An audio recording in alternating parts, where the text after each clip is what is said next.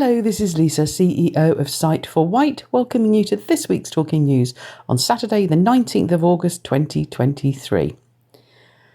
This week has been finally a little bit of sunshine, although there has been a little bit of rain as well. What has happened to the British summer? Our August plans are progressing well. Millbrook House has had a thorough go through, changing things that needed changing, cleaning things and checking the stock levels of everything. Also, we've had time to look at all of the clubs and make sure that everything is running smoothly from September onwards. We are also busily preparing for our open day on Wednesday the 13th of September. This year, we're going for a much more community open day. Yes, there will still be providers there who offer digital equipment, etc., but we are inviting other charities who offer local help and local clubs and activities and peer-to-peer support. So please do come along on Wednesday, the 13th of September to Wendis Hall. We will be providing the blue car transport from the bus station if you need it, but do register with us so that we know that you need the transport. You will notice a new addition to the Talking News this week. Matt and Kat are pretty well known on the island. They go around every eating establishment on the island and do a report back on their findings. They are independent and go to every eating establishment with an equally open mind. We hope you enjoy the new feature, and as always, if you have any feedback on the Talking News, please do not hesitate to come to us. Thank you. Lisa, CEO, Sight for White. Alliance Administration apologises unreservedly and plots change of course in approach to education. From the Island Echo, read by Lee. The Isle of Wight's Council's Alliance Administration has issued an apology for the unnecessary distress and uncertainty caused by recent announcements about schools and has vowed to refresh and renew their approach. Admitting that things should have been handled differently, they say that they have listened and learned from these events and have reflected on what was said in the debate that took place. The furore followed the shock announcement of the closure of 4 island primary schools and a subsequent U-turn from the council. They then faced a serious backlash about how the matter was handled. On top of all of this, it was then announced that Hampshire County Council has begun the process of ending the Council's partnership for the provision of children's services, including education. The Alliance Administration now say that their first priority must be to ensure a smooth and efficient transition to whatever new partnership or arrangement is best for them going forward. They have now announced that the leader of the Council, Laura P.C. Wilcox, who is responsible for strategic partnerships, will lead the process of determining the way children's services will be managed on the island going forward, and whatever new partnership might be appropriate. They say that the issue is of such fundamental importance to the future of the island that nothing less is appropriate. However, the Alliance also say that this change presents them with an opportunity to refresh and renew the approach with regards to education provision on the island, both in terms of its structure and educational standards. The leader will therefore also take on responsibility for the Council's role and duties in respect of the education, and says that this process must include parents, carers and pupils, as well as gathering the views of educational professionals, including teachers, head teachers and governors. Such an understanding will properly inform any proposals that may come forward in the future. To achieve this, under the leadership of Councillor P.C. Wilcox, they have committed to undertake public information sharing and question and answer sessions to provide information, but, above all, to listen to all sides. Councillor Debbie Andre will retain responsibility for children's services and lifelong skills, and will also take on the role of Cabinet Lead for issues relating to poverty. The leader of the council, Councillor Laura P.C. Wilcox, said, "Facing us right now is an opportunity to dig deep with the goal of seeking the appropriate way forward as to how we can address the problems within our local education system. We cannot pretend that there are not issues facing us, both in how the education system operates on the island, but also in respect of the results we are achieving. A fuller understanding of the problems and the options, some of which may not have previously presented themselves, is essential to finding a way forward. The steps we are now taking and the debate we will be launching, of which details will follow next month, is not about avoiding the issues that have to be addressed, but about ensuring we are ready to tackle them and that we do so together. This will not be an easy process, but you have my assurance that during it we will provide as much support for schools as we can. In the meantime, I would like to sincerely thank all the parents and children and school staff for their forbearance and understanding, and I also hope support as we move forward with a new focus on how we can develop and deliver the very best solutions to our local education system for our children's futures. Hello, this is Sue reading an article from the Island Echo. Shanklin have been crowned bowling champions of England. Shanklin A bowlers have won the men's 2-4s competition at the national finals in Lymington on Saturday the 12th of August. In the round of 32, Shanklin beat Boscombe Cliff A 30-43. In the following round, Shanklin overcame Cove B 39-30 to reach the quarter-finals. The quarter-final held on Friday saw Shanklin get past Reading A by a narrow 6-point margin. On Saturday, the Island side faced Kings A from Devon in the semis and again won by 6 points to reach the final held on the same day. The final against New Lount from Leicestershire saw Shanklin A bring the trophy back to the island with a hard-fought 34-31 victory. Bowls England wrote of the final, "A thrilling final it was.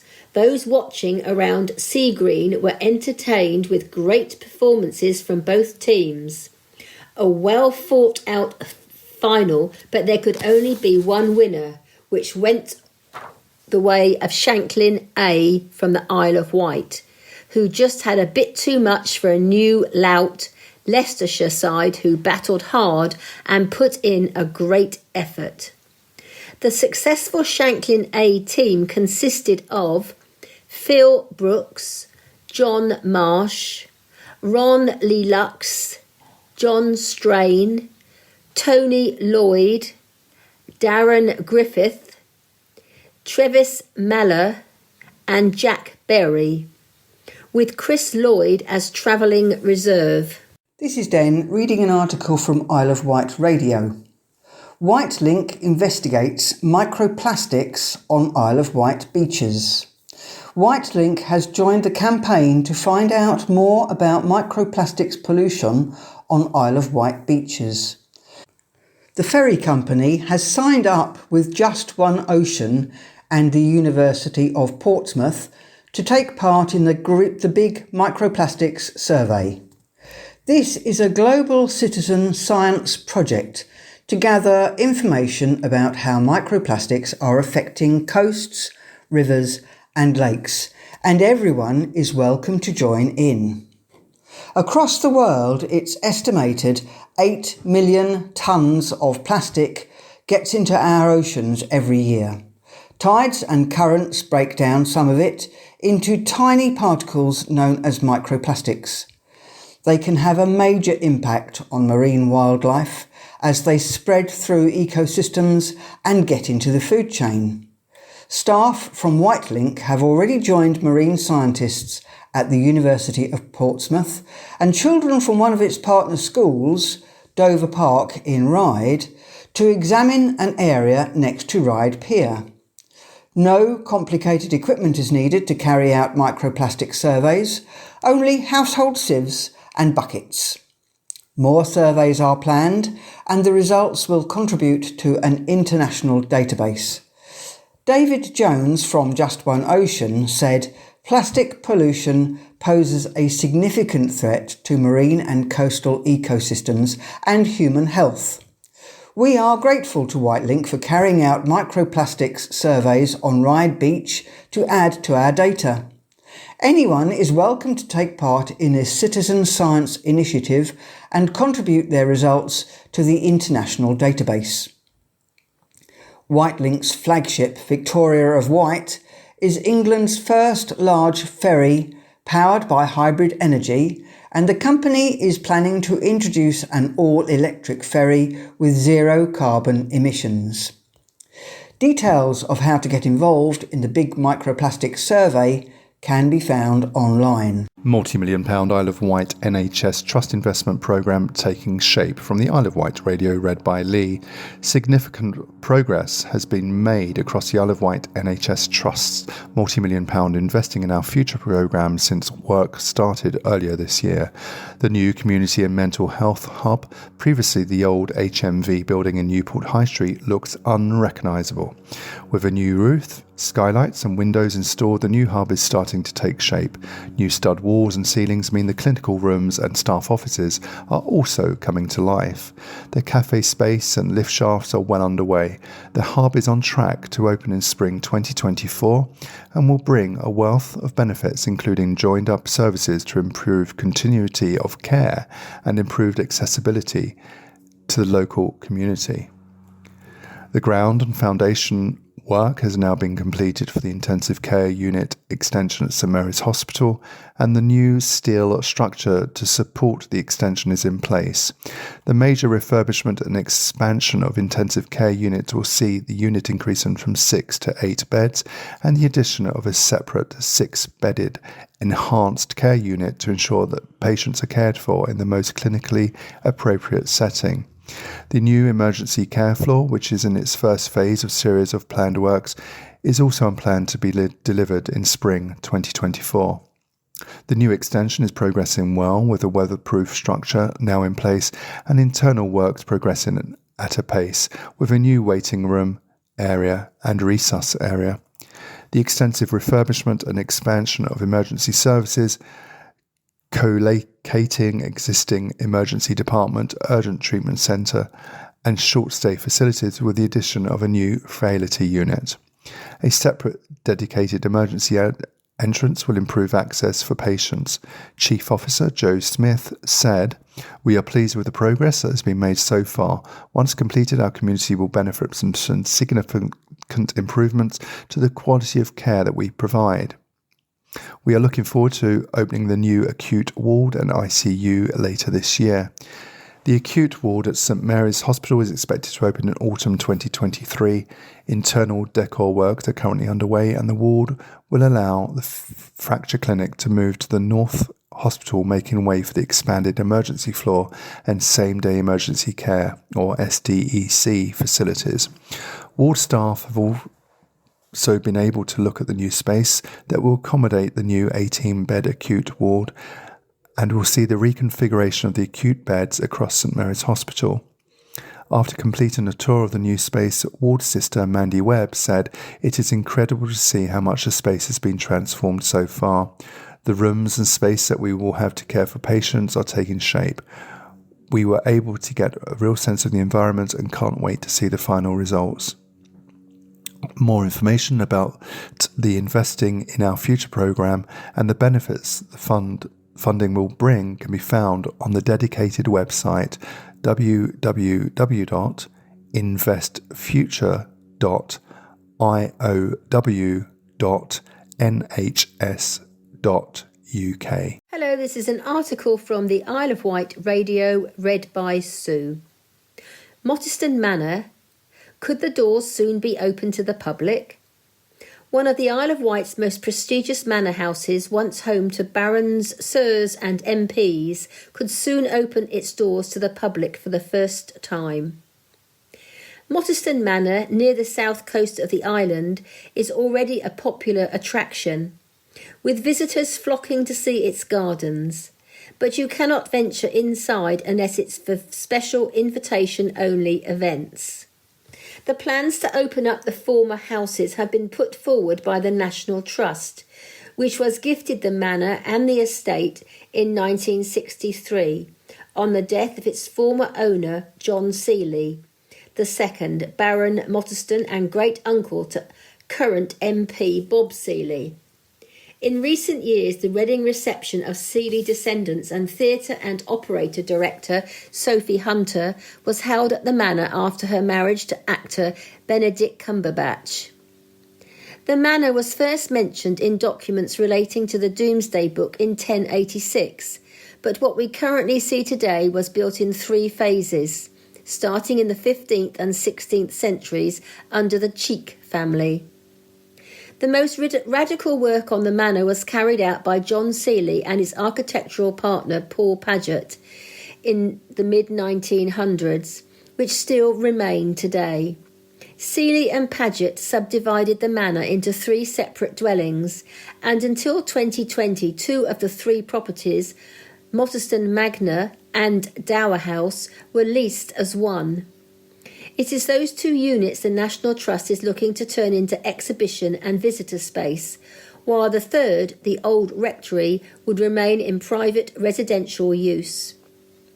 In planning documents submitted to the Isle of Wight Council, the National Trust explains it would exhibit part of its collection and the interpretation of the manor's history, as well as showcasing pieces from mainland island artists. The former residential spaces would also be used as storage for the National Trust archive and collection, as well as office usage and a meeting room. The Trust says Motterston is already an established attraction, and opening part of the manor would further enhance the visitor experience. The proposed change would not involve any physical alteration to the Grade 2 listed building. This is Den reading an article from Isle of Wight Radio. Funding approved to tackle rural crime across Isle of Wight and Hampshire. The Police and Crime Commissioner, Donna Jones, said she's delighted to have announced a number of successful funding applications that will target rural crime across Hampshire and the Isle of Wight. Funding totalling nearly £84,000 is being awarded to 10 applicants who applied in the first round of the Commissioner's Emerging Needs Fund. Successful applications include redeployable automatic number plate recognition (ANPR) cameras to target rural crime hotspots, thermal imaging equipment for police dog units, and security camera equipment for Northwood Parish Council here on the Isle of Wight. PCC Donna Jones said, "I'm really pleased to be supporting a range of services that will help make rural communities safer and complement the existing initiatives and providers who are already tirelessly working to combat crime in the large rural areas that we have here in Hampshire and the Isle of Wight." Efficient policing and crime detection present their own challenges, as 85% of the 2 counties is rural. Countryside communities are more frequently becoming victims of serious and organised crime, and rural crime can often go unreported. Tackling rural crime will always be a key priority for me as your Police Commissioner, and these successful funding projects will add to the fight to counteract against these countryside criminals who are intent on destroying livelihoods. Inspector Kath MacDonald leads the HIOWC Country Watch team. We are really pleased that this funding bolsters our capabilities so we can continue to deliver on our commitments to rural communities. The ANPR cameras will be deployed to hotspot areas identified by intelligence analysis and local officer knowledge. And as the intelligence picture changes, we can redeploy the cameras to new hotspot areas quickly and efficiently. Deployment of these cameras is a clear priority for people, as this was something highlighted by our communities as a necessity in our recent rural crime survey.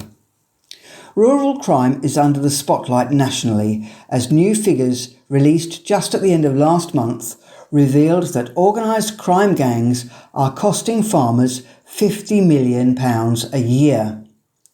The NFU Mutual also states that quad bikes and ATV thefts, as well as livestock theft, are soaring as offenders use drones or social media to their advantage. The Police and Crime Commissioner have also approved the funding of a number of projects that will tackle crime in rural communities, including the Ranella Trust, which supports young people on the island. It's been awarded more than £4,000. Model Village in God's Hill nominated for National Garden Award. Here's how to vote from the Isle of Wight Radio, read by Lee. Islanders are being asked to help a tiny island business reach the top of a national competition. The Model Village at God's Hill has been a Royal Horticultural Society partner's garden since 2016 and describes itself as a quirky addition to the scheme, sitting alongside larger scale RHS partner gardens such as Blenheim Palace and Ripley Castle, who have more traditional planting schemes. Now, an online voting competition run by the RHS is looking for the best in the UK, and owners at the Model Village at God's Hill are hoping islanders will get behind the attraction and vote for it as the greatest. The popular island attraction, ranked by TripAdvisor reviewers as one of the top model village attractions in the UK, is renowned for its wide variety of over 3,000 conifers, as well as its playful renditions of life in Shanklin and God's Hill in the 1930s on the Isle of Wight. Penny Dyer, who runs the Model Village at God's Hill with her husband Stuart, said, "Our conifer collection began in the late 70s on a bit of a whim to add colour and texture to the small buildings in the Model Village. This has evolved into a huge collection of manicured conifers and shrubs. We know from the quantity and quality of feedback from our visitors that the horticultural aspect is as much appreciated as the models." The RHS describes partner gardens as offering inspiration to keen gardeners through high standards of design and or planting, resulting in a stimulating mix of styles and visitors should find interesting throughout the gardening year. The competition will feature a regional winner and an overall winner and encourages us to vote for a nearby garden. You can vote for the Model Village at God's Hill online. Voting closes at 12 p.m. on September the 29th and the winners will be announced in November. Hello, this is an article from the Island Echo, read by Sue. A-level result success celebrated on the Isle of Wight. Students across the Isle of Wight are opening their A-level results and finding what awaits them on their next stage of their educational adventure. These results published today will determine whether or not students can attend the chosen universities. To celebrate their success, here's a collection of results from across the island's sixth forms. Cowes Sixth Form. The sixth form students at Cowes Enterprise College have achieved some excellent results which reflect the hard work and commitment shown throughout their studies. All students across the academy performed incredibly well, with some of the individual standout achievements including Kieran Young, who has successfully achieved A-star, A-star and an A, and will be reading mechanical engineering at the University of Manchester. Lucy Ashdown has successfully achieved A-star, A-star, B and will be reading psychology at the University of Surrey. Finna Bell has successfully achieved A-star, A-star, B and will be reading psychology in education at the University of York. Lexi Bird has successfully achieved A-star, A and will be reading illustration at the Brighton School of Art. Samuel Rivet has successfully achieved A distinction and will be reading psychology at the University of Exeter. Billy Williams has successfully achieved distinction star B and will be studying sport and exercise science at the University of Chichester. Rachel Kitley, principal at Cowes Enterprise College, said, "We are incredibly proud of our students and what they have achieved this year. Their results reflect another strong year for the Academy as a whole, but also demonstrate the dedication and commitment of the pupils themselves, as well as our hard-working staff and supportive wider community. We look forward to seeing the future successes of our students. The Isle of Wight Council also shared their congratulation students who have worked hard to achieve their A-level technical, vocational and apprenticeship qualifications this year. The Council expects to have the full picture of results achieved by students who sat examinations in early 2024 when the final and validated data is published by the Department for Education. Andy Tickner, County Education Manager, Participation and Lifelong Learning, said, "On behalf of the Council, I would like to congratulate all the island's brilliant post-16 students for their hard work and determination. We must also thank the many dedicated teachers and tutors in our colleges, sixth forms and our training providers who have helped young people as they have worked towards these qualifications. This will be a time of different emotions for many students, and the Council offers a range of advice and support for young people wondering how to take the next step towards their careers after their results." The Council's Island Futures team provides qualified independent careers advisors who are available throughout the exam result period to talk through options, including moving on to university, higher apprenticeship choices, employment or other training. The team is skilled in assisting students who are worried they don't have the grades they were expecting, or if their plans for September have changed and they are unsure what to do next. Island Futures has a dedicated post-exam support service available to call from Thursday on 01983 823 888 between 9 a.m. and 4 p.m. The service is available at any time via email island.futures@iow.gov.uk.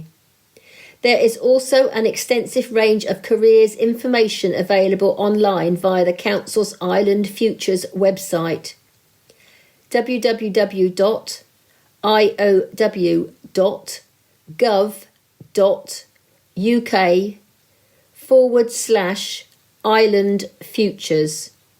Young people who may be feeling uncertain, anxious or stressed about the future can also seek support from www.youngminds.org.uk, who offer online support, including a guide for dealing with exam results. This is Den reading an article from the Island Echo.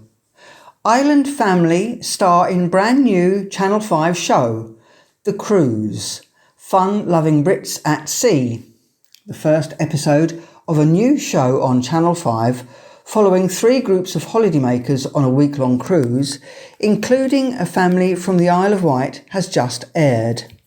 The show, entitled The Cruise, Fun-Loving Brits at Sea, sees the 3 groups of holidaymakers embark on the Regal Princess cruise ship as they sail around the Mediterranean for a week. The Walker Green family, who are from the island, star in the new series, and the first episode, which aired earlier today, Monday, shows them in Rome, where kids Noah and Maisie enjoy a trip to an ancient Roman battle camp, where they get to learn what it takes to be a gladiator. In the programme, Noah says, "It was just amazing, much better than being in school." His father, Rob Walker Green, told Island Echo, "We had such an amazing time visiting all of the different locations. As vegans and avid travellers, we love cruising and learning about various places and cultures. Our children were able to experience many amazing activities. Attending gladiator school in Rome was a total blast, creating amazing, long-lasting memories. My wife, Katie, applied to an advert online asking for people that would enjoy a cruise to the Mediterranean. We were so lucky to be chosen." The first episode can be viewed now on My5, and the next 4 episodes will be shown across the next 4 days at 1600 hours. That's 4 o'clock.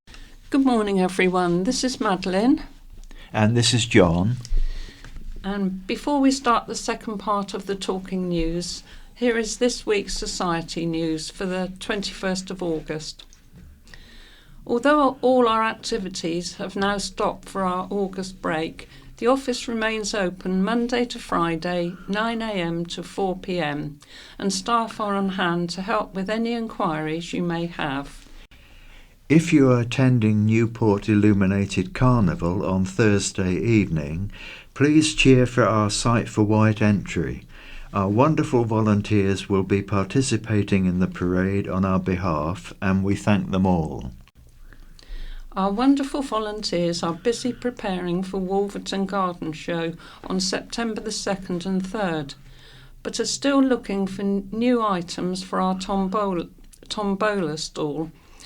If you have any, could you please let us know or drop into Millbrook House? We would be highly grateful of any contribution. Please remember, if you wish to join us either on Wet Wheels on September the 18th or Warner's holiday break in October, you must call the office and put your name on our list. Spaces are filling fast. And a date for your diary, our next open day is on September the 13th between 11 a.m. and 3 p.m. at the First Newport Scout Hall, that's Wendis Hall, St John's Road, Newport. We will have several island and mainland-based exhibitors, plus local charities on hand to discuss and support your needs. And now we have the news items and sport. No consent for site sprawl by Louise Hill. An area of lake has become ramshackle and a sprawl and does not have the necessary planning permissions, the Isle of Wight Council has said. Issuing a planning enforcement notice, the Isle of Wight Council says the use of the site in lake has expanded to include a hand car wash, tyre repairs, self-hire storage containers, importation and storage of sand, gravel, hardcore and other building materials, as well as tyres, and the storage of domestic waste. The authority also says a tyre recycling centre has been started and a takeaway has been opened via a mobile catering unit. County Hall claims the changes have taken place over 10 years without planning permission on the Newport Road site, a supermarket and a pub. The council also alleges a building was put up with permission. In June, an enforcement notice was issued to South Wight Rentals and John Kovacic, David Geddes, Karen Geddes and Marcus Prime, and came into effect in July. However, an appeal has been lodged with the Planning Inspectorate. The council has called the site ramshackle and sprawling in nature and a jarring site. The enforcement notices set out 13 requirements, including stopping the site's use for tyre recycling, takeaways and car washing. It calls for the removal of storage containers, the demolition of the building. Documents submitted to the Planning Inspectorate by Plan Research on behalf of the 4 named people argue it is too late to take action. The paperwork says some of the steps required are excessive and there has not been enough time to carry them out. There are calls for permission to be granted in some cases. In a statement, Plan Research says 9 of the actions would halt the, quote, only commercially significant tyre disposal service on the island, unquote, which supports around 80% of garages and tyre fitters. It claims stockpiles of unwanted tyres would accumulate and instances of fly tipping would go up. It argues the use of the site as a hand car wash and tyre replacement service is consistent with the last 20 years of motor trade that has taken place there, and the self-hire storage containers are compatible with the lawful van and car hire business. The agents say sand, gravel, hardcore and building materials are required for safety reasons to make surfaces level, and add there is no domestic waste on site and that the food trailer supports workers and customers.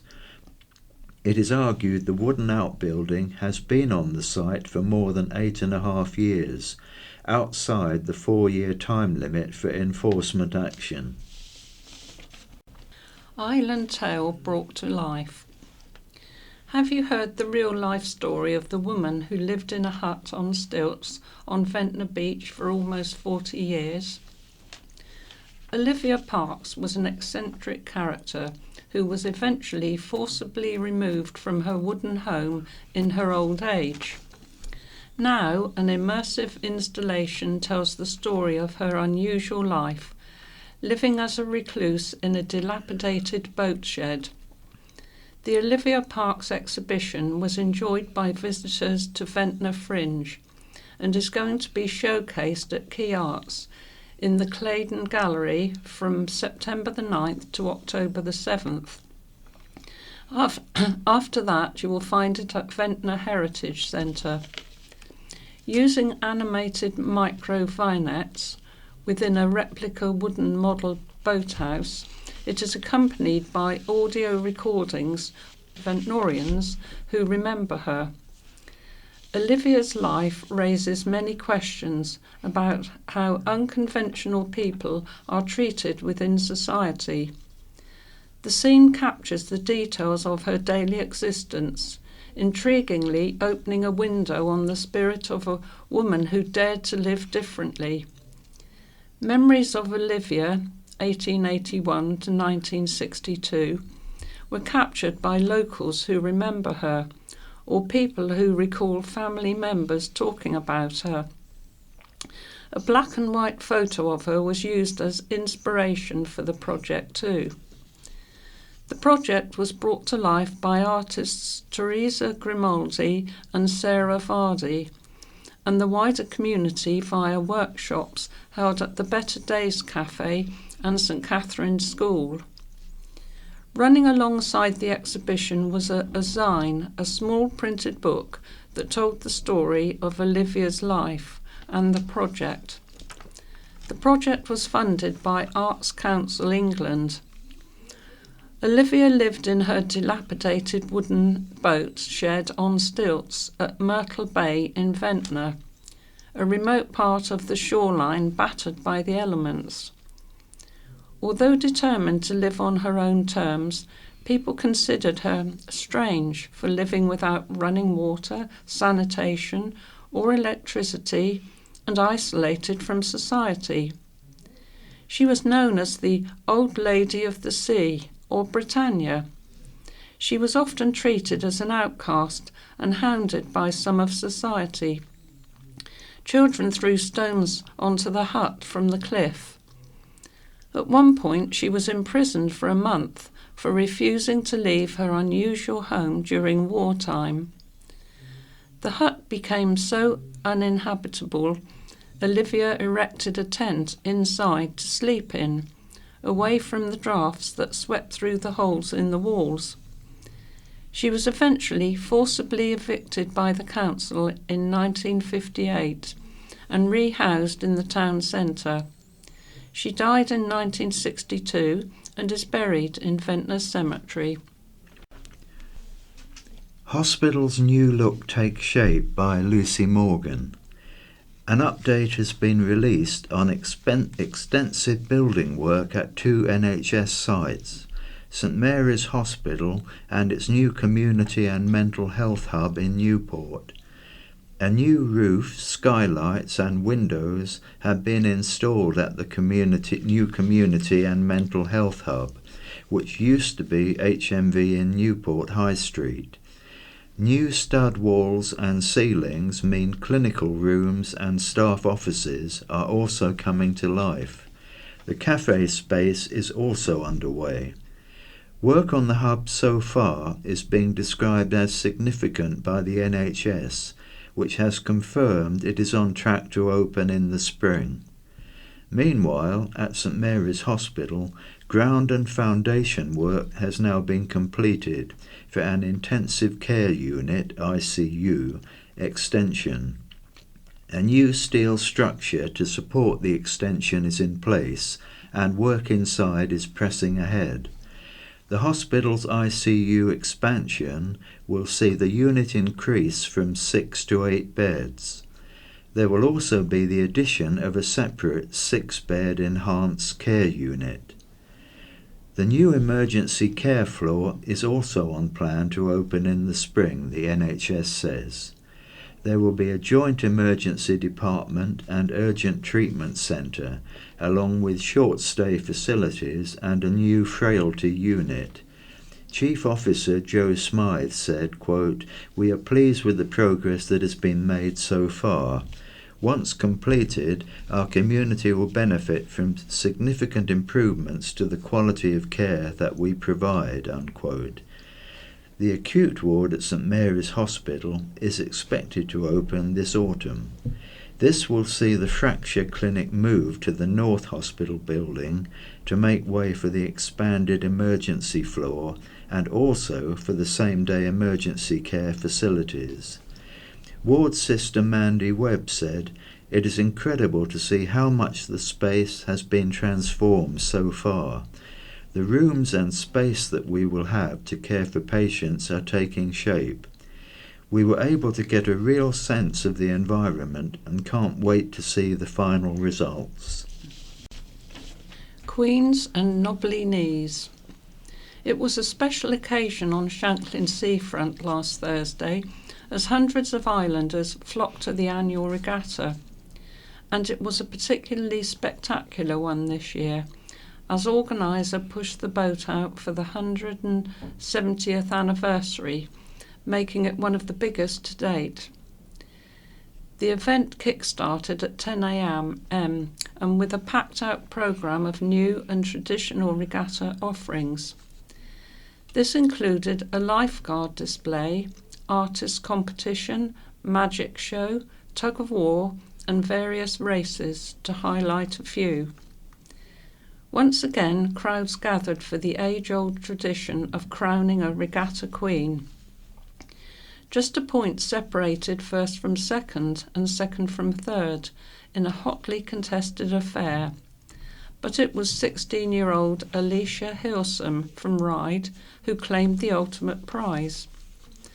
Lindsay Lloyd, 36, from Winford, and Abby Plaw, 21, from Maidstone, came second and third respectively. Alicia bagged herself £150, Lindsay £100 and Abby £75. Meanwhile, in the knobbly knees competition, another which is steeped in history, Imogen Jones emerged victorious, winning £50. But knees and countenance were not the only things under scrutiny. Further down the beach, children and adults of all ages competed in a myriad of shore sports, ranging from relay races to novelty games, 3 hours of competition. The event closed with a grand fireworks display at 10:30, which was preceded by entertainment from Beth and John Music, Huxley the Magician, MLD Dancers and Raw Samba. Tributes to Much-Loved Chiropodist by Laurie Little. Jason Mansell, the chiropodist who founded Isle of Wight Feet in Shanklin, has died suddenly. Tributes have been paid to the businessman, family man and Ventnor Carnival volunteer. Jason was born in Walsall, West Midlands, to Doreen and Cyril Mansell, and then became an older brother when Julian arrived. From a young age he was obsessed with cars. His first was an Austin J40 pedal car, the big car as he called it. He moved on to Triumph cars when he passed his test at 18, which remained his passion all his life. He met Jane at the age of 18 on a blind date in 1988 when she was a student nurse. They married in 1992. They have 3 children, Jake, Jess and Josh. Jason decided to change careers following a conversation with his mother after she had been to see a chiropodist and felt wonderful. It sparked a career that he put everything into.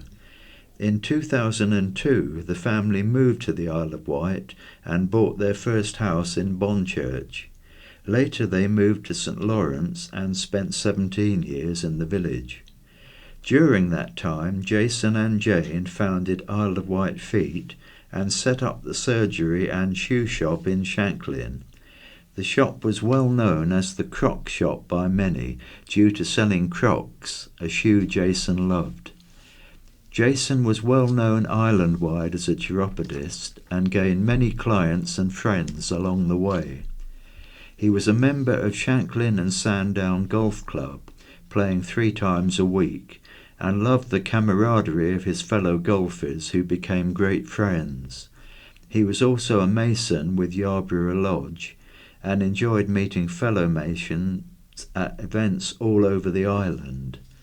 Ventnor Carnival became a part of Jason and Jane's lives for nearly 10 years, and he could be seen driving the car pulling the Queen's float. In the last few years, as the children had grown up, Jason and Jane began travelling, enjoying many holidays abroad, including a visit to Dubai in May, and more holidays planned to Tunisia, South Africa and Australia. Jason died very suddenly on August the 3rd, with Jane and their children by his side. Farmer's anger after dog attack.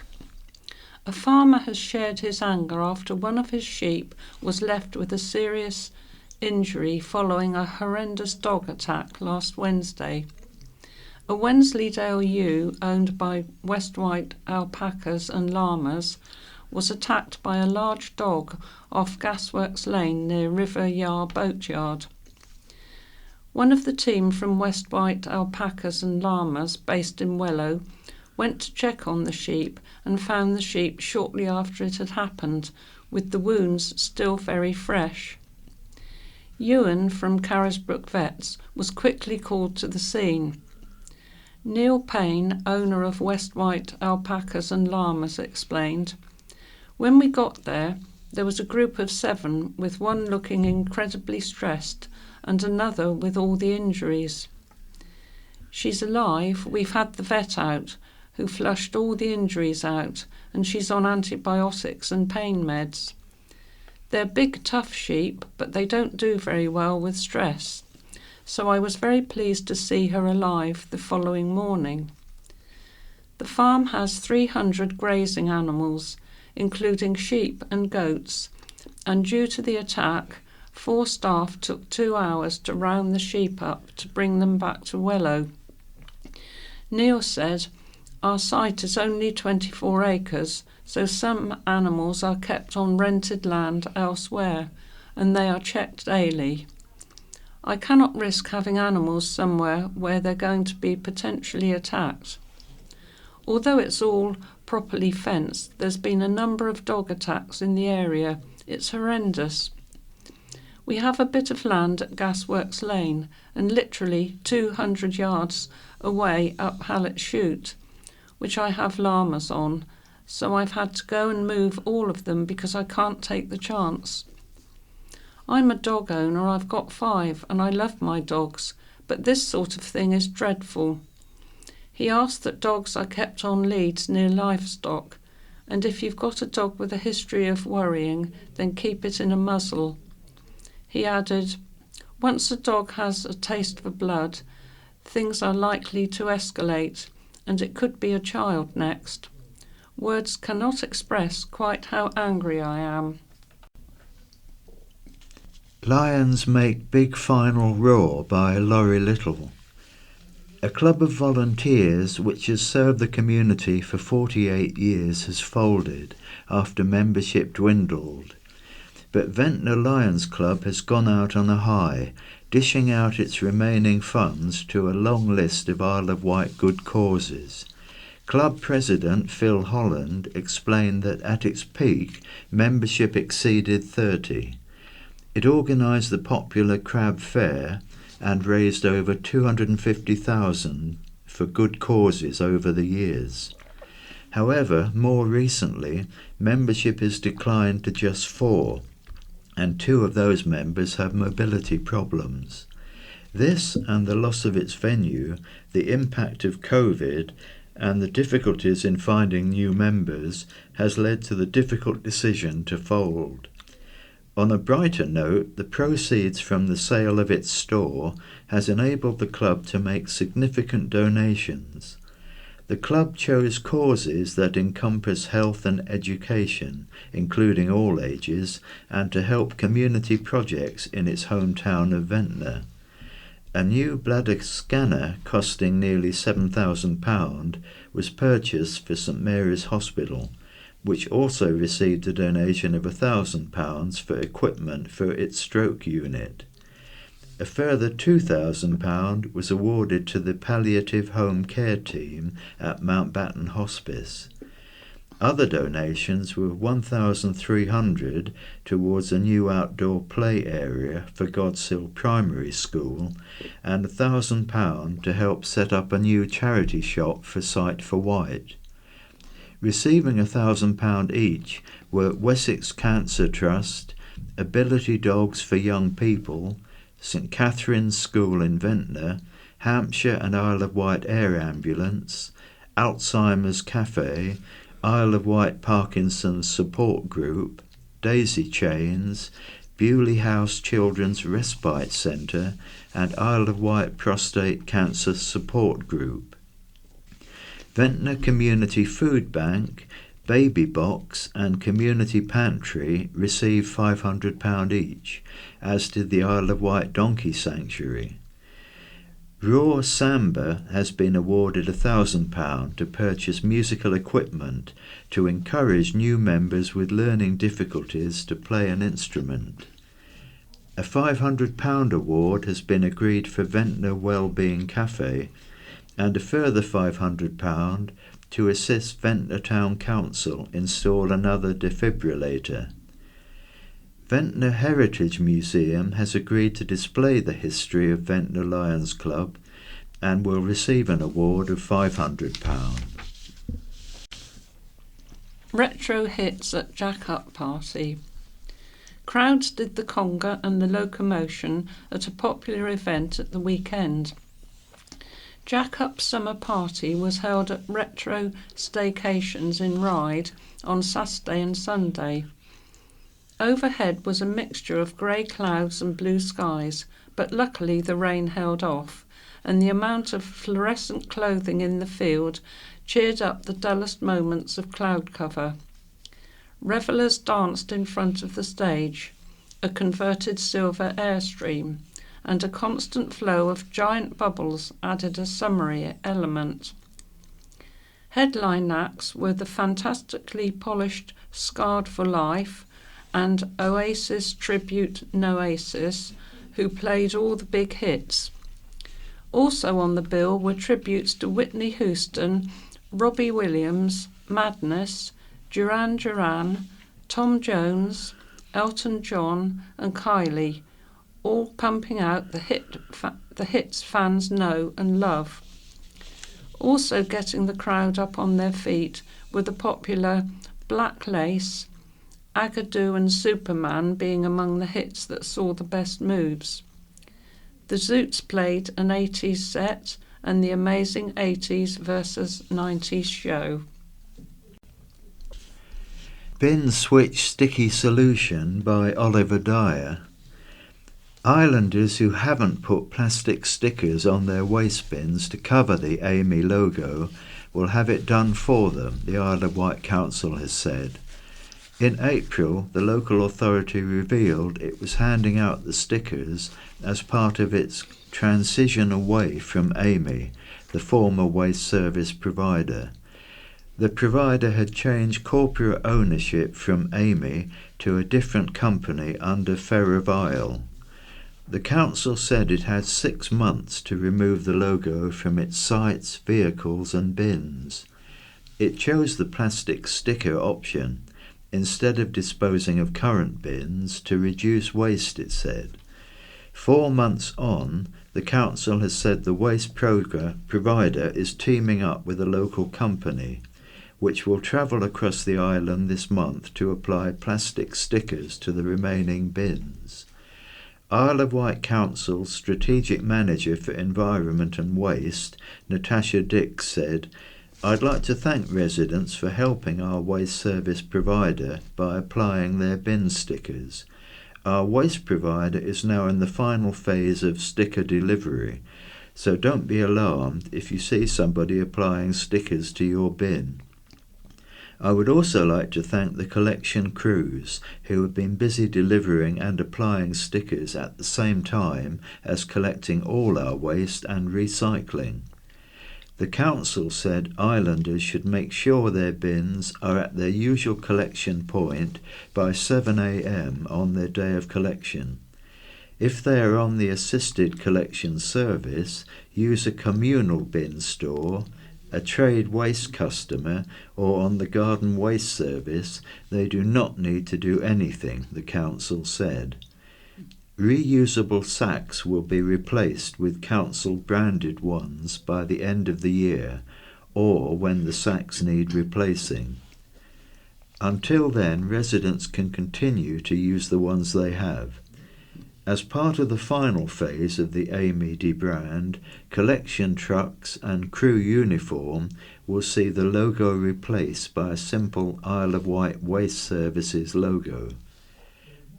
The fleet and PPE changes will take place over the next few weeks. This will not affect waste and recycling collections. All changes are at the cost of the service provider, the council said. Battle lines drawn as housing gets go-ahead. Years after it was first proposed, permission to start a major housing development has finally been granted. The Westacre Park development on the edge of Ryde can now go ahead after one of the last formalities was granted. It means those opposing the development, Save Westridge Farm, can now officially launch a legal challenge and hopes to raise £1,000 more to do so. While the decision was made in April to let the development happen, the Isle of Wight Council's planning officers needed to finalise legal agreements before the authority could officially issue the planning permission, which it did earlier this month. Now for the developers, Captiva Homes, the clock is ticking and it has within 3 years to start the scheme or permission will expire.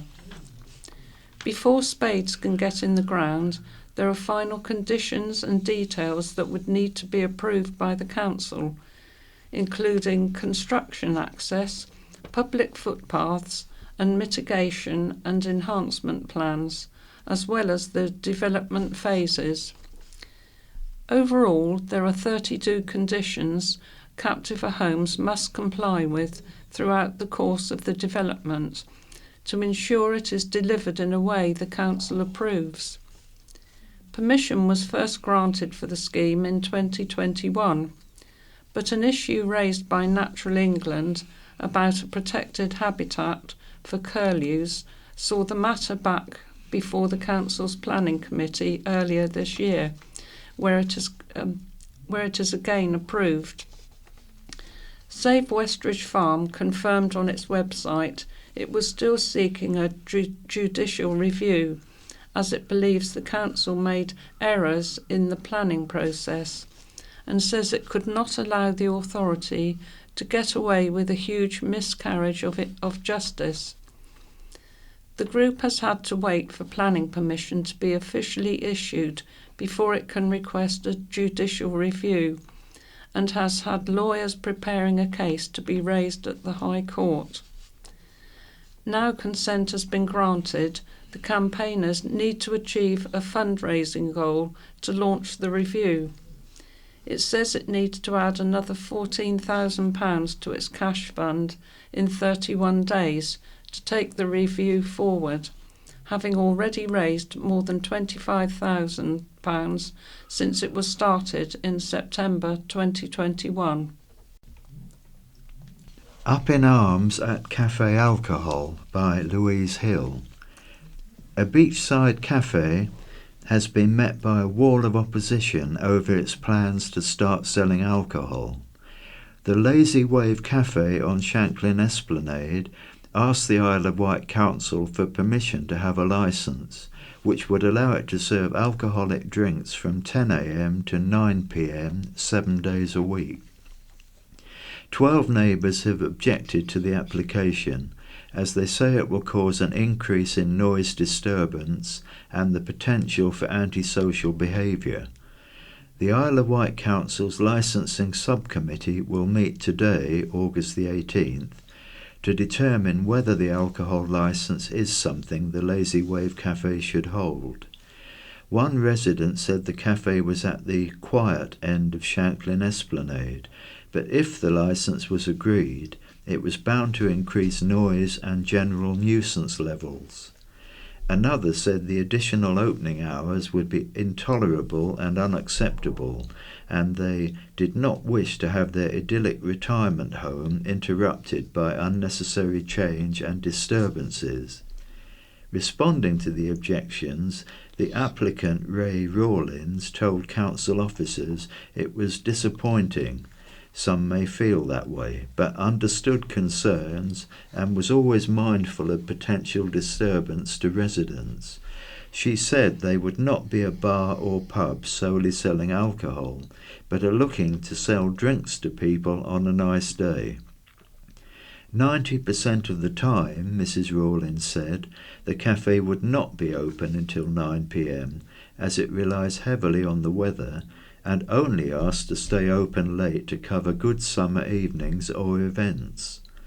Environmental health officers said they were unaware of any formal nuisance complaints made about the cafe since Mrs. Rawlins took over. The officers also said while the cafe is near residential properties, the hours of activity proposed were considered reasonable, and they had, quote, no pressing concerns, unquote, the licence would undermine the prevention of public nuisance or safety. Conditions have been agreed with Hampshire and Isle of Wight Constabulary, should the licence be granted, to reduce the risk of public nuisance, which includes installing CCTV, staff training, enforcing a Challenge 25 policy, and serving drinks in paper, plastic or polycarbonate containers. Breathing new life into Island Pub. A mother and daughter duo are the new faces behind the bar of a popular Isle of Wight pub.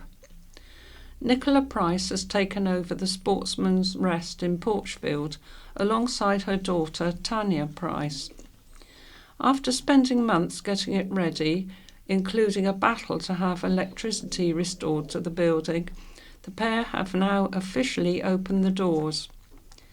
Nikki, the former manager at New Close Cricket Grounds Pavilion Bar and Restaurant, told the County Press, "We want it to be a community pub, really. The locals have been very supportive already, helping us to cut grass and things like that. We want to thank the local community for the support we've had so far." Although it is her first time as a landlady, Nikki said pubs are in her blood. She was brought up at the former Molson Hops, South Street, Newport, and spent 15 years there with her mum and dad. For the past 7 years, the Sportsman's Rest has been her local. Tanya, who has worked with her mum before, joined the project and the pair got the keys in June. The Sportsman's Rest on Main Road in Porchfield is currently only serving drinks due to the kitchen being refurbished, but Nikki and Tanya plan to offer food going forward. Circus gives refugees time to chat. Around 100 Ukrainian refugees and their host families visited J. Miller's Circus. The trip was organised by East Cowes-based Mad Aid and was paid for using part of the charity's National Lottery Community Fund grant. This year, the circus, on a field at the racecourse roundabout off Fairley Road, also has a number of Ukrainian performers, among them Duo Vakal, Duo Novoselov, and the BMXs in the Jan Extreme Trio. After the visit, the J. Miller's team hosted a barbecue, which gave the Ukrainian guests and performers a chance to chat. Valerie and Helena of Duo Vakal wore traditional shirts for the gathering. A Mad Aid spokesperson said, "The show was amazing and it was magical to hear the Ukrainian visitors and performers chatting at the barbecue in their native tongue. It was a perfect example of how a social event can bring different communities closer together." Mad Aid also received a donation from J. Miller's Circus, helping support its work. Must-watch telly keeps me amused. One of the more amusing programmes in recent years is The Bidding Room, in which members of the public, hereinafter called the punters, offer items to be auctioned among a bench of dealers. We meet the punter and see the article, which is valued and commented on by Simon Bauer, an auctioneer of wide experience. The items sold are rich and varied, some memorable ones having been a bed of nails and a child's penny farthing bicycle. The other compere, Nigel Havers, is a man for whom the word fulsome might have been coined. His main contribution is to tell the punter, "Ask Simon how much it's worth," which he does with some embarrassment. I think it's in his contract. The punter obediently says, "How much is it worth, Simon?" And Simon duly spills the beans. We then move to another room where we see the item being shown to a bench full of dealers who also give their views on the item. Occasionally, Nigel oozes into the dealer's room, which generally seems to signify, "Is worth more than you might think, people." Then the auction takes place. The punter does not have to sell, and sometimes it is worth more to him than to the dealers. Sometimes the punter will say it's being sold for charity, which reminds us of Britain's Got Talent, where the candidate says, "I'm doing it for my old granny who is dying of 4 different diseases." In 1 or 2 cases, the punter plays the sympathy card by bringing on children or animals, and it works, which mars the show. Ah well. Recently I heard and saw on the box, yes, I should get out more, thank you, Beethoven's Choral Symphony. I don't listen to much music now, as I suffer from this affliction. I know what stuff is supposed to sound like, but it doesn't anymore. Anyway, I was surprised to hear my chiming clock, a recent acquisition, joining in the performance. What could be more predictable, but it took me by surprise at 15-minute intervals. If it had been Schubert's 9th, I would have silenced the clock. Recent TV recruitment ads for the RAF seem to suggest that Force is now disentangling satellites, which seems unlikely. The Royal Navy sticks with its claim. I was born in Blyth but made in the Royal Navy. I always wonder what Blyth thinks about this. In my last article I quoted the old puzzle of the water lily which doubled its area every day and covered the pond after 32 days. Clearly then it must have covered half the pond after 31 days. Today's question is, in an auction, is the winning bid the maximum of what the bidders are willing to pay? We now move on to White Memories and Nostalgia. Joneth, 88, still volunteering at gardens after 30 years. If you've been to Ventnor Botanic Garden and enjoyed a tour of the attraction, you may already have met Joneth Hill. You would never have guessed, however, that this enthusiastic and sprightly volunteer tour guide is 88 years old. On Thursday, a surprise party was held in her honour to celebrate 30 years of volunteering, and she was presented with a huge bouquet of garden flowers and a certificate. Staff and friends of Ventnor Botanic Garden attended to give her a huge round of applause, and speeches were made about her utter devotion to the garden she knows so well. She's not retiring, she's still got plenty of tours around the garden left in her, and remains there by popular demand. Curator Chris Kidd said Joneth was there to support him from his very first day on site and is like an auntie to him. She has organised open days, plant sales, workshops and plant auctions. Joneth of Knighton paid tribute to her late husband John, who used to be by her side at the garden. She also paid tribute to the staff who are her support and promised to keep going as long as I possibly can. The county press asked Joneth for her 3 top tips for keen gardeners out there. She gave some sterling advice. Go out into the garden and enjoy what you've got and really appreciate it. If you are not feeling up to a bit of gardening, go and do it anyway, and it will make you feel better and volunteer. It's full of laughs and very social. Meet the deputy new chief. For me, it's all about understanding communities and making sure we're not doing a one-size-fits-all approach to policing, says the new Deputy Chief Constable for Hampshire and the Isle of Wight Constabulary. Samantha De Rea is settling into her new role, having replaced Ben Snuggs, who joined Thames Valley Police as DCC earlier this year.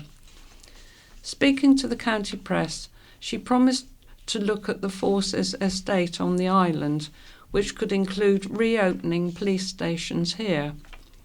The DCC also said she isn't ruling out an uplift in officers, although she admitted it's too early to say how many exactly.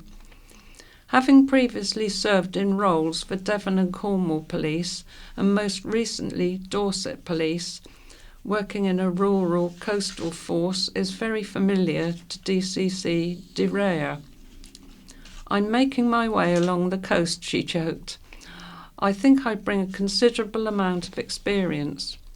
We will look at what the needs are and deliver against the Chief's vision and making sure we have the tools and people to do that. She agrees that, as an island, the Isle of Wight faces unique challenges.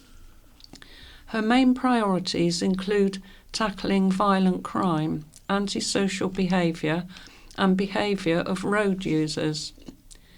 DCC De Rea said the recent use of dispersal orders and community protection notices, CPNs, on derelict buildings is an example of the proactive vision shown by Chief Constable Scott Chilton, who she also worked with in Dorset.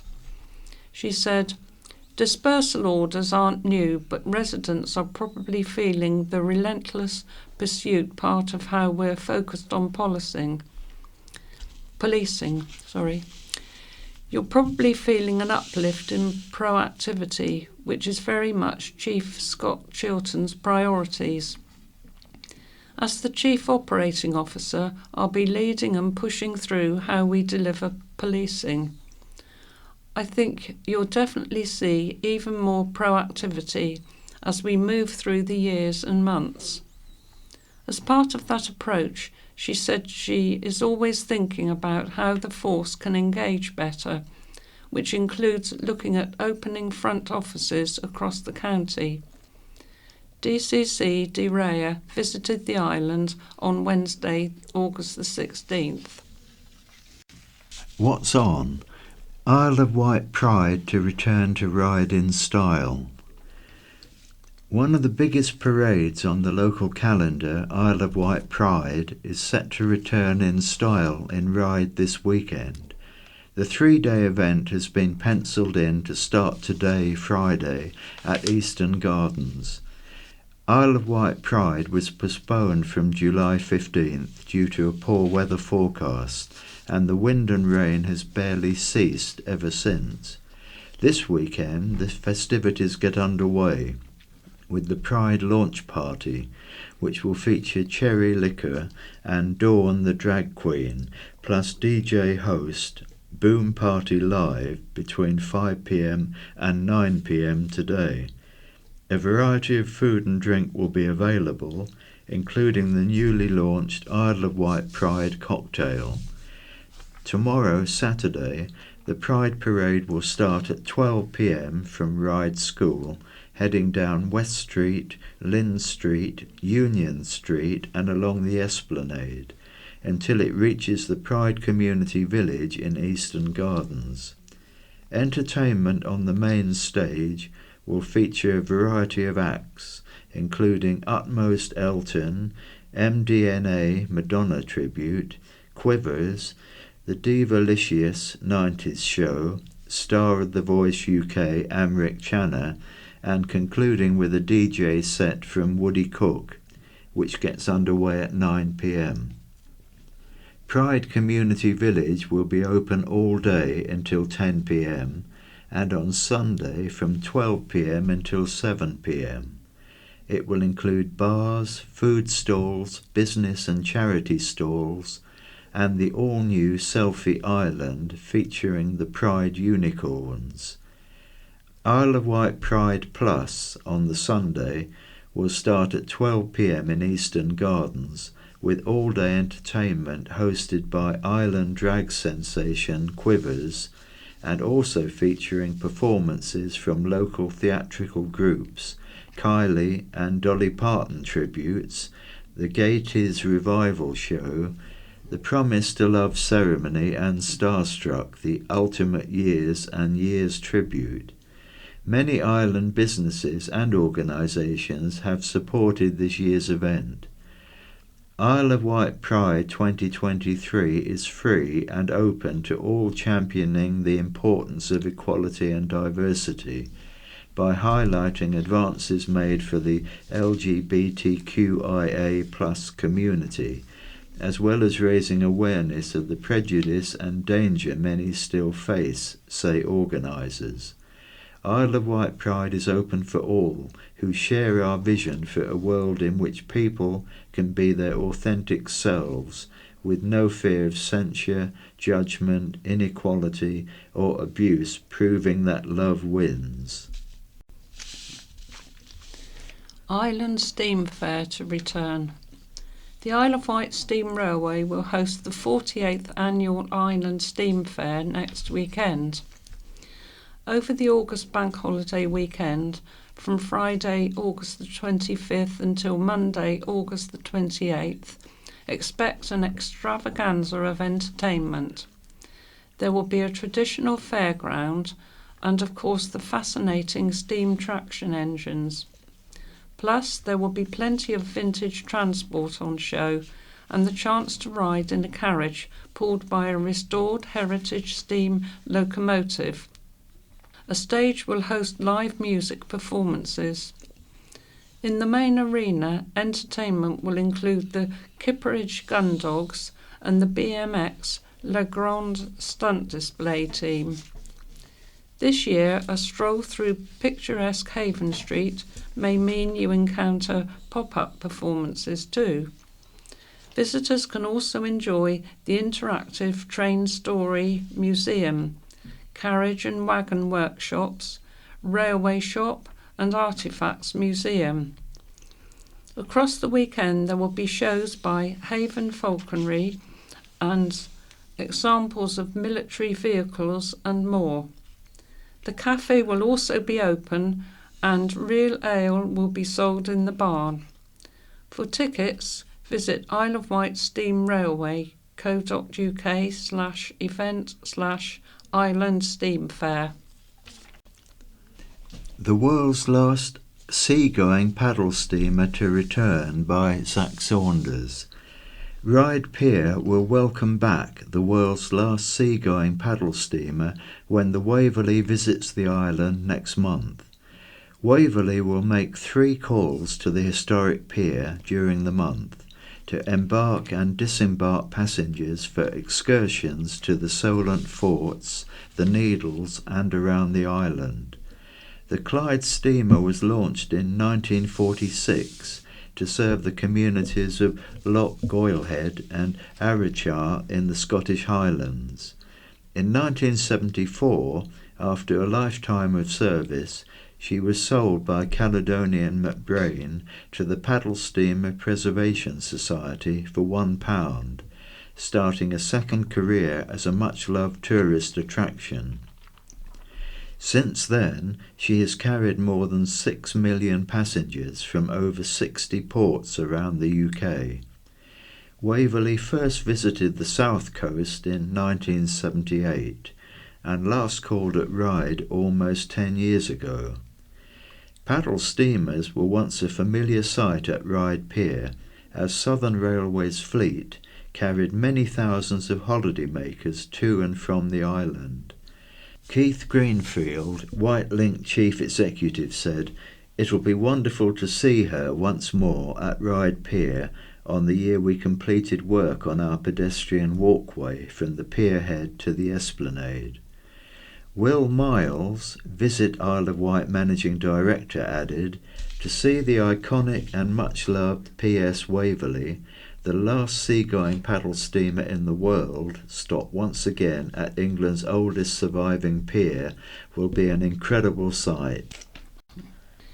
And the Bugle Inn in Brading presents a cider and sausage festival with live music, food and a barbecue on Saturday the 26th of August at 12 noon to the end.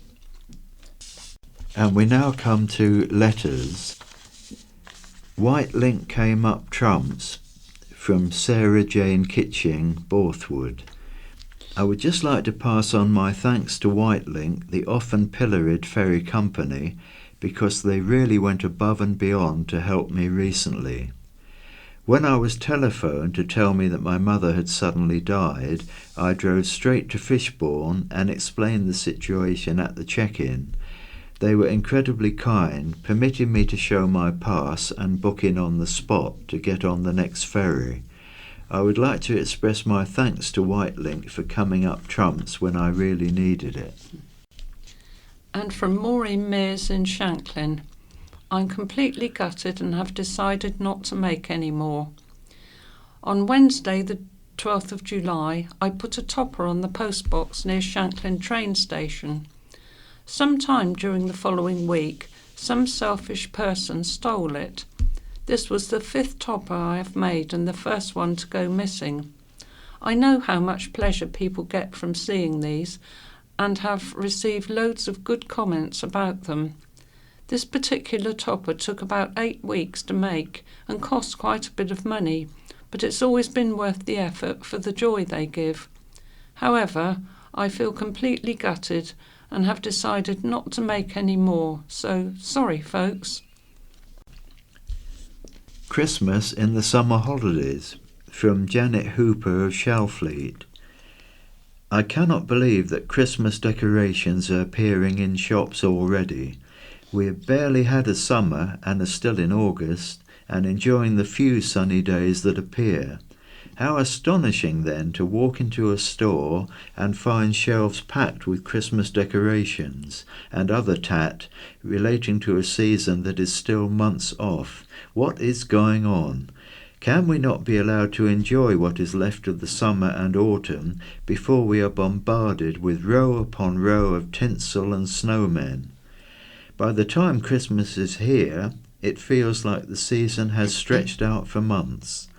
The excitement has disappeared, and it's no wonder children expect a huge amount of presents after seeing every toy and decoration under the sun for months on end.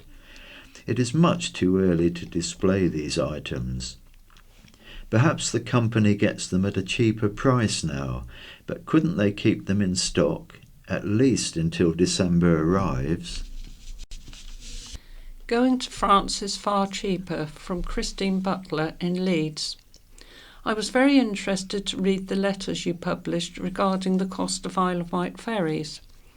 We live in Yorkshire and have been holidaying on and off on the island for over 50 years. We love the island, and even though it's a long drive for us, we would holiday there more often if the cost of the ferries wasn't so high.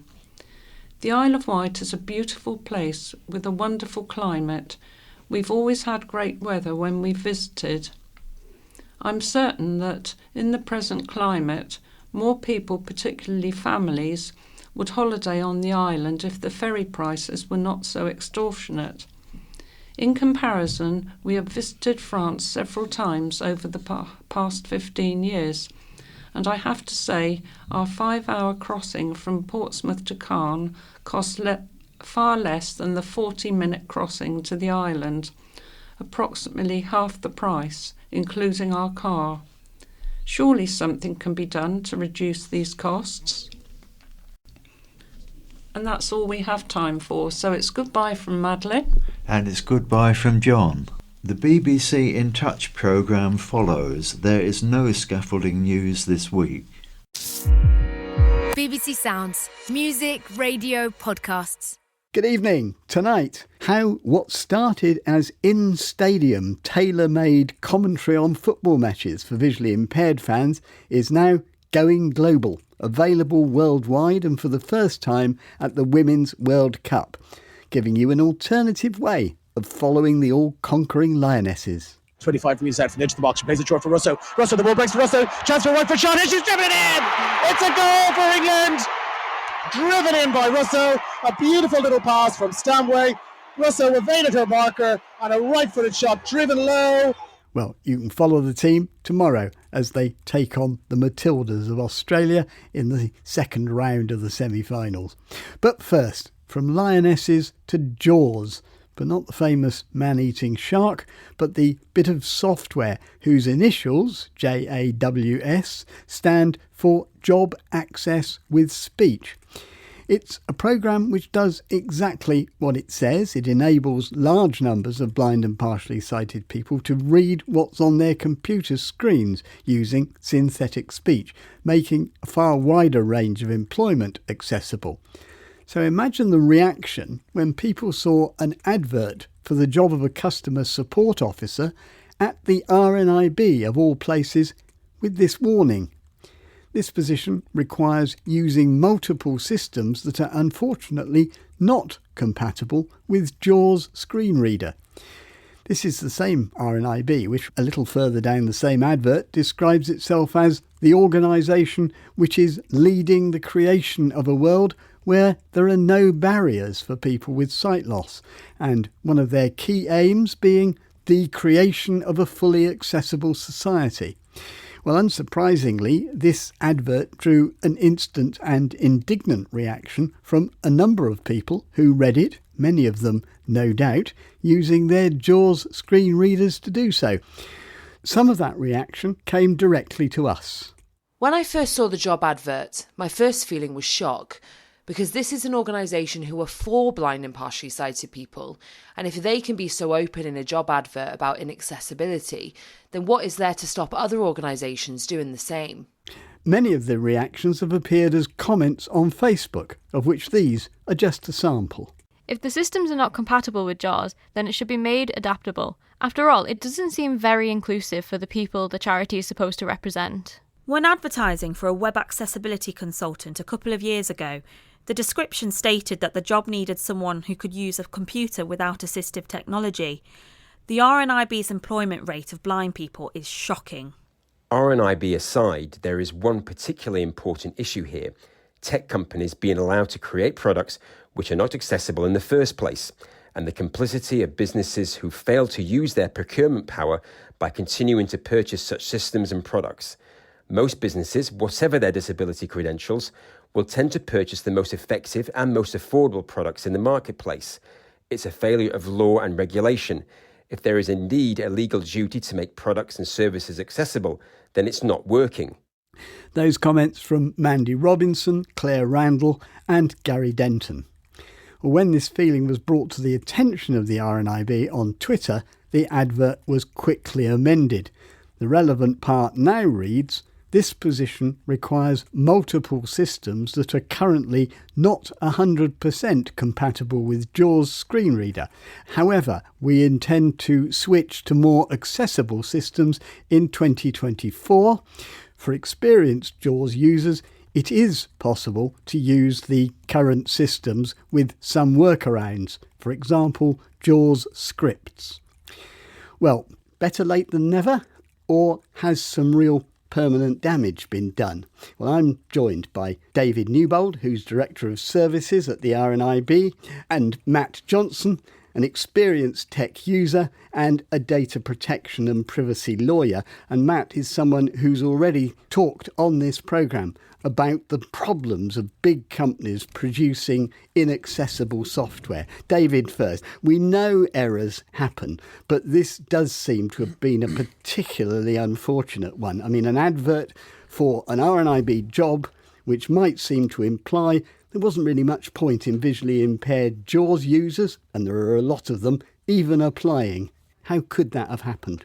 First of all, I just want to apologise for this because it's an utterly awful mistake. And I really want to apologise to anyone who was made to feel that they weren't welcome to apply for the role. We're preaching to other employers about being accessible. Well, exactly. That's the point. A lot of the people who are objecting is you are the people who are supposed to be telling people to do this. I want to know how it could have got into the public domain. I mean, how much oversight would there be of a job advert before it goes public?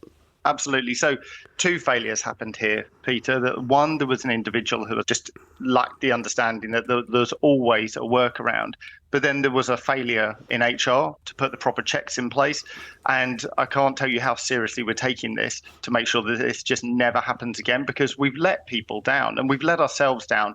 This just should never have possibly happened. And it's not what we stand for. We're working so hard to try and support people to stay in work.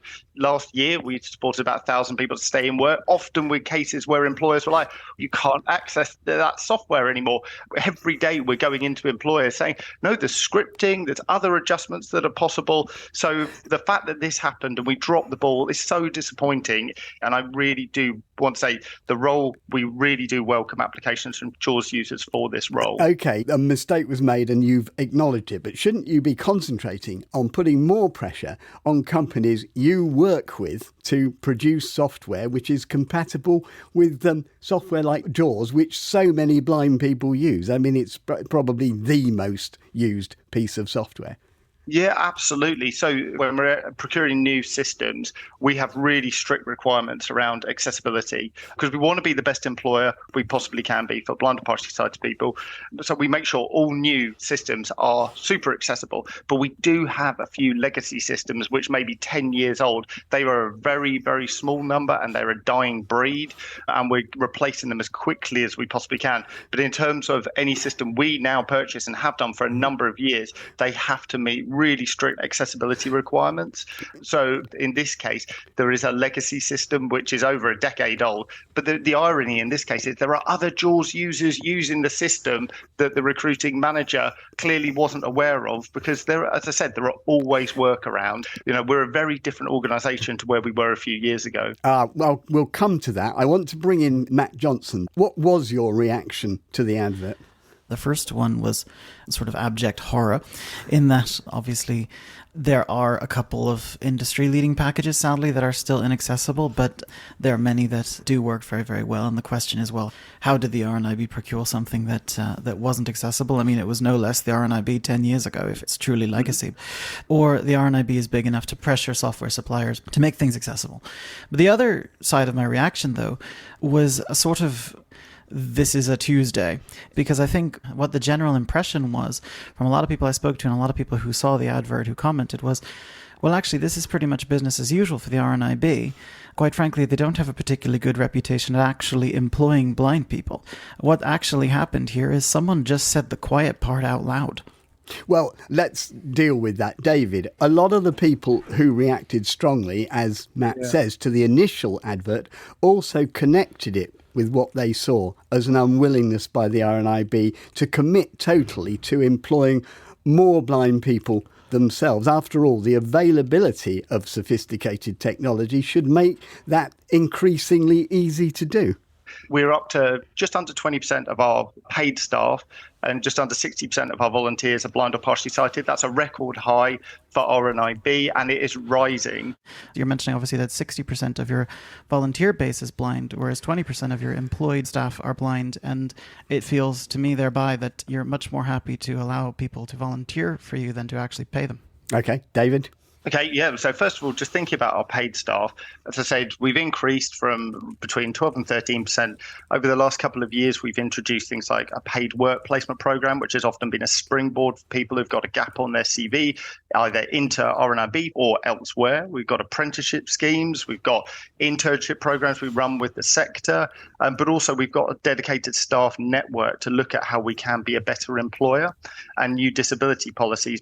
But with our volunteers, so many of our volunteers are blind or partially sighted advocates, representatives who go out into the community, and that's massively changed recently. But we also, I really want to see our numbers across the board of blind or partially sighted people increasing, where people realise that we are a very different place and we are supportive and we will get the right adjustments and support in place. Matt, can I pick up one of the points that you made when you said, the RNIB surely is powerful enough, strong enough to put pressure on some of these companies. I'm just wondering, in the real world, they have to work with these companies. After all, RNIB may be a big charity, but they don't have the kind of resources which some of these multi-million pound companies have. So I'm just wondering the extent to which they can really influence them. I think that's a really good point. And there are obviously two ways that customers put pressure on suppliers, whether that is directly, of course, in terms of negotiation and saying, well, listen, we can't exactly contract with you if you're not accessible. But the other way is either a name and shame style campaign where we sort of say, listen, we know that many industry leading packages are accessible. We are publicly calling upon some of these big companies to make their applications accessible to allow more blind people to work. And thirdly, through the legislative process, the RNIB, by virtue of being the RNIB, has a certain degree of access to lobbying, to government. I recognize there are limits to that. I'm a realist in that sense. But surely one of the ways by which pressure could be put on companies is to get the laws changed, or at least lobby to get the laws changed. Right. So, David, the question there is, are you being tough enough with the people you have to influence, like government and these companies? We're really involved with big tech, whether that's Microsoft, for example. We're on their accessibility summit, and they are fantastic in the fact that they have accessibility built into every new product design. And that's the nirvana we'd love to get to. Similar with Salesforce, similar with Google. More of our concern is the fact that so many people are buying, as Matt said, those low cost software packages, which may be developed in Malaysia, may be developed off the shelf in South Africa, with very different legislation and very different expectations as well. So that's one issue. But then in terms of our own legislation here in the UK, absolutely, we've embedded this in our priorities to influence the different political parties ahead of the next election. Right, Matt, I wasn't sure if it was a groan or a cry of exultation. Do you think the people who are doing very well, are they doing very well? You know your way around the tech world. Honestly, I don't think so. The main reason, for example, that certain tech products have basic assistive technology built in is because there is a standard in America that requires a base level of accessibility to allow these companies to bid for government contracts. So actually, I think it's the other way around. We don't start with big tech and trying to get their attention and just saying, oh, please, would you mind throwing us a crumb or two of accessibility? We start with the legislative process, and we start with the requirement that the law imposes. Once one or two countries change the game and change the way that the laws require accessibility to be implemented, others will follow, one, and two, there will be requirements on these teams internationally that say, well, you can't sell into the US market if it's not accessible. You can't sell into the UK market if it's not accessible. OK, well, we'll have to leave it there. This goes on, but thank you both for coming on. David for fronting up on this issue and Matt for spreading a little light on what's going on. And if you'd like to add your contribution to this debate, do get in touch. Contact details at the end of the programme. Now, still with Access, although on a rather lighter note, news of a development affecting a sporting event which has absolutely got the nation gripped at the moment, even those who probably really wouldn't call themselves sports fans. I'm talking, of course, about the Lionesses, the England women's football team, making waves at the World Cup with moments like this.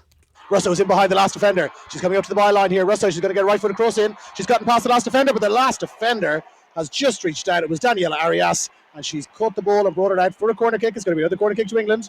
Well, of course, as most people now know, they made it to the semi-final and they'll play the old rival Australia tomorrow morning. And this tournament is now being streamed with what's being called audio description commentary, or ADC, which has usually just been available in the stadium itself, but is now available to be streamed globally. It's being sponsored by FIFA. Hala El Ousta is FIFA's Senior Diversity and Accessibility Manager. Hala, what is the significance of this for the Women's World Cup? Well, Peter, it's been a key principle of ensuring our tournaments are safe, inclusive and barrier-free.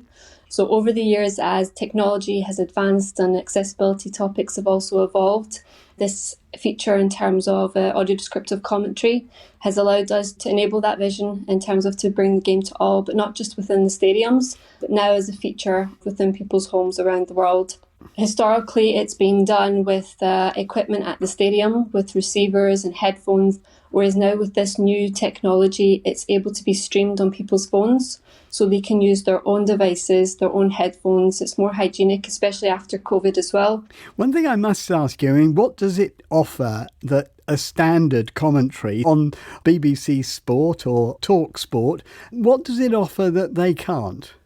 So it's specially trained commentators that are able to provide that additional detail, that additional narration that describes the significant visual information. So during the live match experience, it can focus on things like body language, expressions of the players, of the officials, of the crowd. It could be scenery, it could be the colours within the stadium. It's also the exact location or distance of the ball.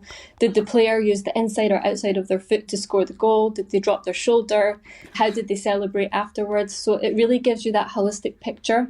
Well, let me bring in Mike Rice on that subject as well. Mike is the operations manager at CAFE. That's the Centre for Access to Football in Europe. And they're the company who train the AD commentators. I mean, Mike, staying with that idea, is that exactly what you're doing, this wider idea? Exactly right, yeah. So there's often an assumption with TV and also radio commentary to a lesser extent that the listeners have watched the live matches before and certain information maybe will be bypassed in that case. So we're there really to fill in the blanks. It's especially helpful for many partially sighted and blind fans, but we've also had really positive feedback from other fans as well who said that it's really helped to complement their match day experience. And what kind of training are the commentators actually given? So CAFE works with a number of expert trainers from across the globe, covering different languages and different locations. Typically, it's about a day and a half in-person training, and then there'll be some home-based tasks as well, giving them first of all an introduction to what audio descriptive commentary is and what makes it different to commentaries. We'll start with really small clips or maybe even a picture, and then we pick up on the different areas that can be really helpful in commentating at a live match. So the commentary follows exactly what's happening on the pitch in a timely manner so that partially sighted and blind fans don't get left behind. And how do people at home actually access this?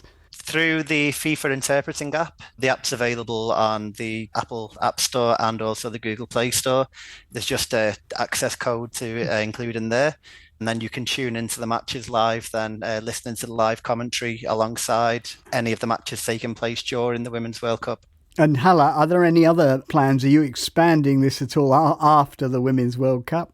It's something we're definitely working on, really building that local base of commentators around the world so that it's not just for our own tournaments, but it exists beyond for the local clubs, games and future events as well in sports.